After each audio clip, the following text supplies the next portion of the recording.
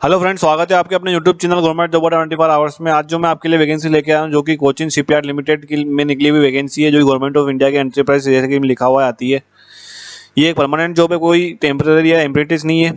इसके बारे में डिटेल में बात करेंगे। क्वालिफिकेशन मांगेगी, क्या एज लिमिट है, क्या criteria, starting date, last date क्या क्या रहेगी। सबसे पहले आप चैनल को सब्सक्राइब कर लीजिए ताकि आप गवर्नमेंट जॉब से जुड़ी लेटेस्ट इन्फॉर्मेशन सबसे पहले प्राप्त कर सकेंगे।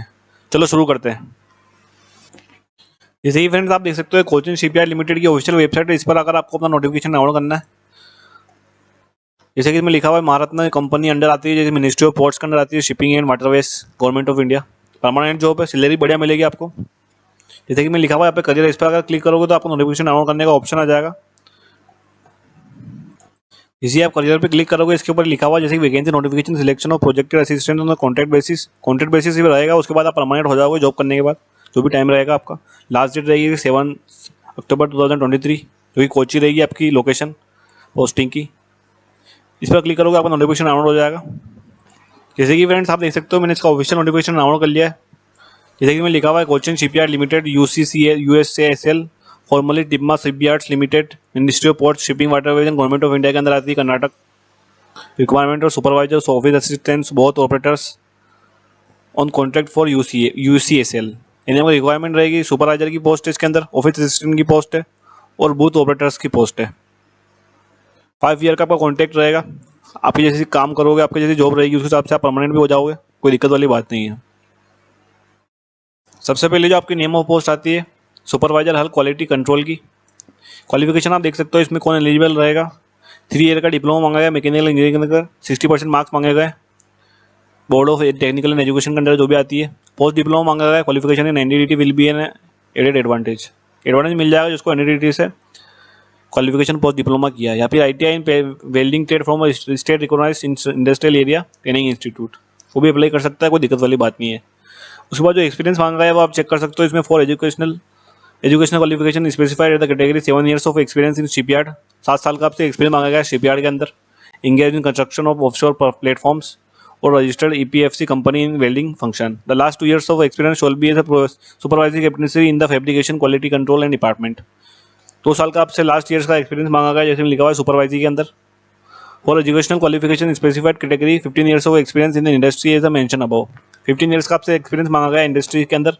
Fabrication in welding department for the which 3 years should be in the supervising capacity. Supervisory आपने की हुई 3 years की 15 ईयर्स के एक्सपीरियंस के साथ में तो एलिजिबल रखते हो। Number of welding qualification test past position 3G और अबव।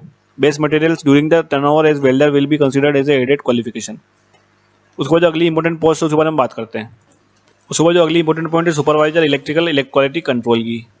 इसके लिए एजुकेशन क्वालिफिकेशन 3 years का मांगा गया है, सेम है। 60% मार्क्स इसमें मिनिमम मांगे गए हैं। देख सकते हो आप इसमें जो टेक्निकल एजुकेशनल वो बोर्ड के अंदर आता है। या आपने ITI किया हुआ electrician electrical mechanical trade form recognised university तो भी आप एलिजिबल रखते हैं। एक्सपीरियंस आप इसके अंदर देख सकते हो इसमें qualification specified category 7 years post of qualification experience in electrical 7 years का एक्सपीरियंस के अंदर सेम मांगा गया है। और educational qualification specified category 15 years of experience in the above function of similar industry with 3 shall be as supervisory capacity. Supervisory का आपके पास 3 years का होना चाहिए, टोटल आपके पास 15 years का होना चाहिए। सेम रहेगा इसमें भी टाइम आपके पास। उसके बाद जो दूसरी पोस्ट आती है सुपरवाइजर HSC की, इसके अंदर भी आप 3 years का डिप्लोमा मांगा गया है। कौन सी भी स्ट्रीम से हो कोई दिक्कत वाली बात नहीं है। 3 years का डिप्लोमा मांगा गया है इसके अंदर। 1 year का डिप्लोमा इंडस्ट्रियल सेफ्टी इंजीनियरिंग में favourably for any government institution. Experience के 5 years का मांगा गया है, जैसे में लिखा हुआ है 5 years of practical work experience in healthy safety and environment in shipyard marine construction engineering industry oil and gas manufacturing industry.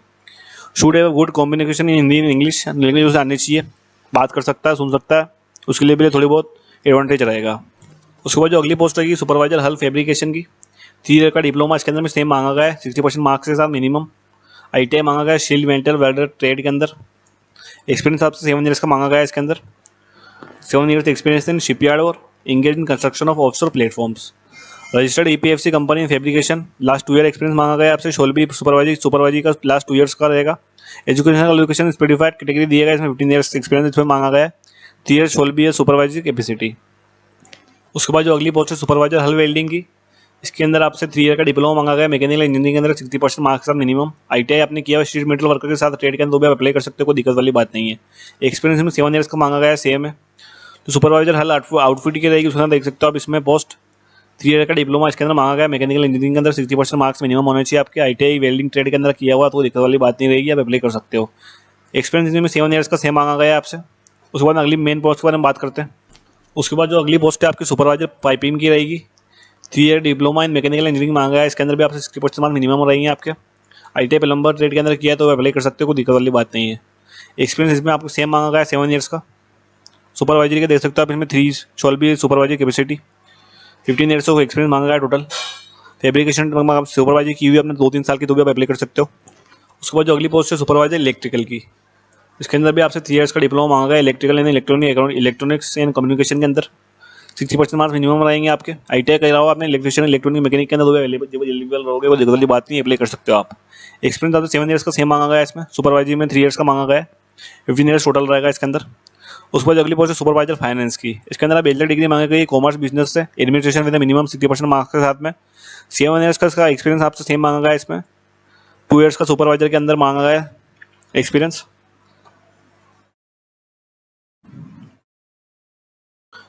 In the release of same working knowledge and the taxation of GST income and tax preparation and financial of various MIS reports.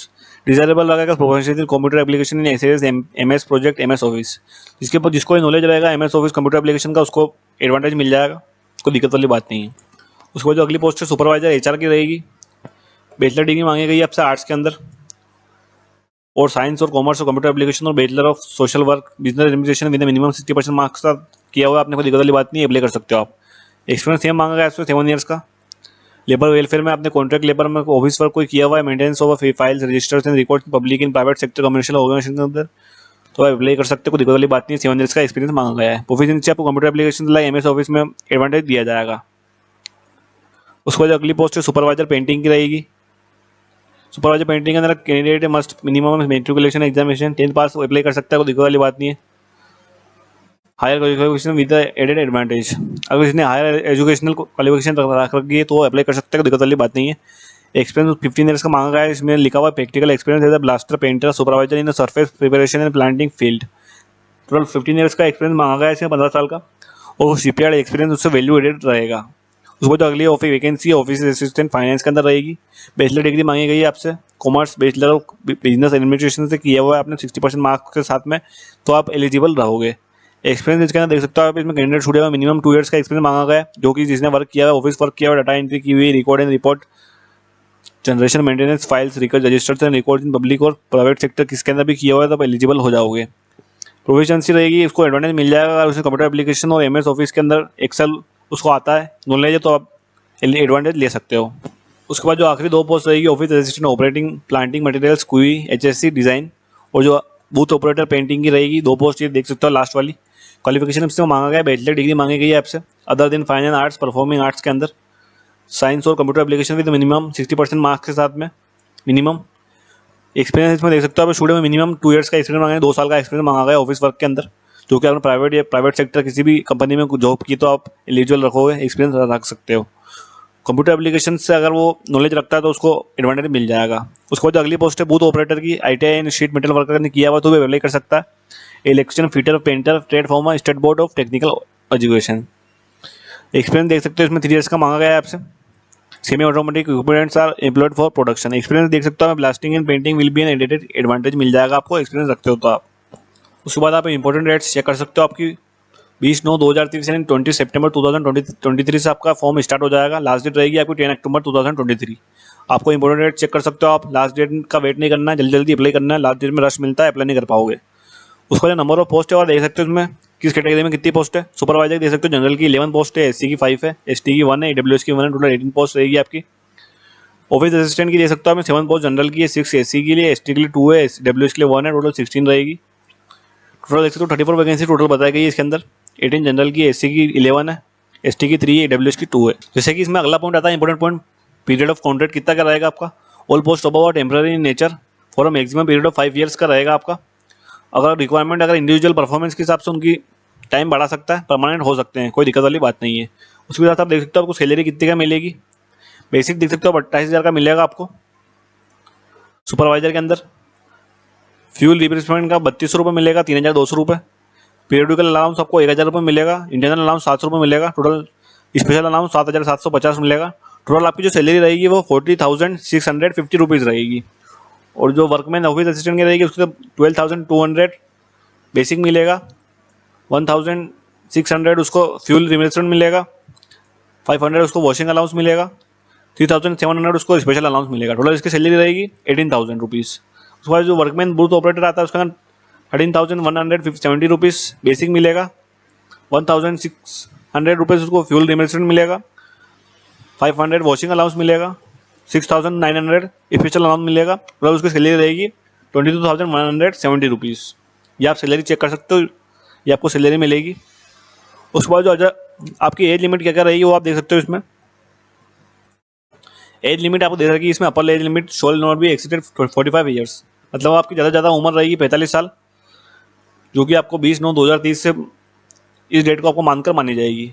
उसके हिसाब से as relaxation अलग मिलता है government के हिसाब से, वो आपको मिल जाएगा। 5 ईयर्स का SC/ST के लिए दिया हुआ है। उसके बाद जो मेथड ऑफ सिलेक्शन है आप देख सकते हो, इसमें applicant meeting the requirement shall be shortlisted and will be called for first phase selection process on stipulated date. Reserve the right to scrutinize applications for the post to prepare shortlisted candidates on the meeting eligibility requirements is through the certificates submitted, and the only such shortlisted candidates will be permitted to attend the selection process। आपका ये power point presentation में work experience 80 marks का रहेगा, और जो personal interview होगा आपको 20 marks का रहेगा। टोटल आपका नंबर रहेंगे 100 मार्क्स। 100 मार्क्स का आपका ये एग्जामिनेशन टाइप होगा। ऑब्जेक्टिव आपको 60% वेटेज रहेगा, प्रैक्टिकल एंड डिस्क्रिप्टिव 40% वेटेज रहेगा। टोटल आपके 100 मार्क्स का पेपर होगा, जो कि फेज़ 1 का रहेगा वर्कमैन के लिए। Candidate successfully complete the certificate verification shortlist entertain the phase 1 objective and phase 2। आपका पहले जो डॉक्यूमेंट वेरिफिकेशन होगा उसके बाद फेज 1 और 2 के लिए बुलाया जाएगा। डिस्क्रिप्टिव टेस्ट ऑफ आपका इंटरव्यू लिया जाएगा, उसके बाद फाइनल मेरिट बनेगी, उस हिसाब से तो सिलेक्शन होगा। रैंक लिस्ट बनेगी, उसके हिसाब से आपका सिलेक्शन हो जाएगा। उसके बाद जो इंपॉर्टेंट पॉइंट आता है आपकी एप्लीकेशन फीस क्या रहेगी। एप्लीकेशन फीस कोई नहीं नील रखी गई है, कोई भी आपकी एप्लीकेशन फीस नहीं लगेगी, बिना फीस के आपके अप्लाई होगा।